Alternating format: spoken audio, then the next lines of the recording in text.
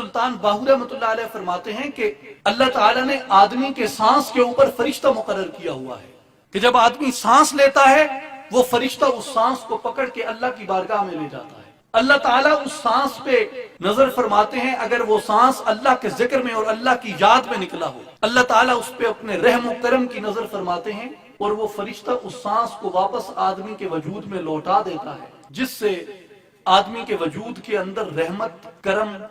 شفقت، یاد الہی، خوف الہی، اس کی رحمت کی امید، یہ ساری چیزیں بندے کے وجود کے اندر پیدا ہوتی ہیں۔ نورانیت، روحانیت، یہ مراتب انسان کے وجود میں پیدا ہوتے ہیں۔ اور اگر وہ سانس اللہ کے ذکر سے غافل ہو تو اللہ تبارک و تعالیٰ اپنے فرشتے کے ذریعے اس سانس کو اپنی بارگاہ سے دھتکار دیتے ہیں کہ اسے دفع کر دو،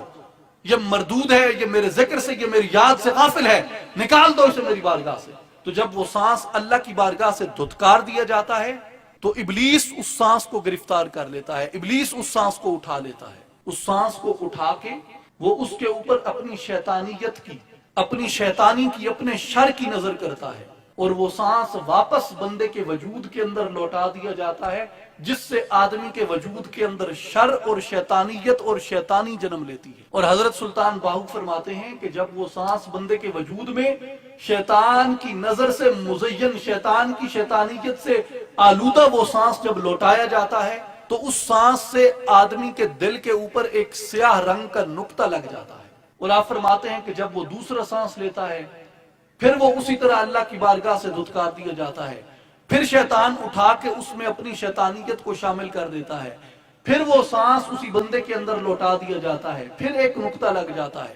پھر تیسرے سانس سے نقطہ لگ گیا، پھر 10ویں سانس سے، پھر 50ویں سانس سے، یہاں تک کہ نقطے لگتے لگتے لگتے اتنے نقطے ہو جاتے ہیں کہ آدمی کے دل پورے کا پورا سیاہ ہو جاتا ہے، آدمی کا قلب مکمل طور پہ سیاہ ہو جاتا ہے۔ اور جب آدمی کا قلب سیاہ ہو جاتا ہے اللہ تعالیٰ نے فرمایا کہ وَلَا تُطِعْ مَنْ أَغْفَلْنَا قَلْبَهُ عَنْ ذِكْرِنَا، اس شخص کی اطاعت نہ کرنا جس کا دل میرے ذکر سے، جس کا دل میری یاد سے غافل ہو گیا۔ کیوں؟ کہ وہ اللہ کی بارگاہ کا دھتکارا ہوا دل ہوتا ہے، اور جب دل میلے ہو جائے تو پھر دل صاف کیسے ہوتا ہے؟ جس طریقے سے یہ لوہا ہے، اس لوہے پہ اگر زنگ چڑھ جائے، اس زنگ کو اتارنے کا کیا طریقہ ہے؟ آقا پاک صلی اللہ علیہ وسلم نے فرمایا کہ لِكُلِّ شَيْءٍ سِقَالَةٌ، ہر چیز کے صاف کرنے کے لیے کوئی نہ کوئی آلہ ہوتا ہے، جیسے لوہے کو صاف کرنے کے لیے ریگمال ہے،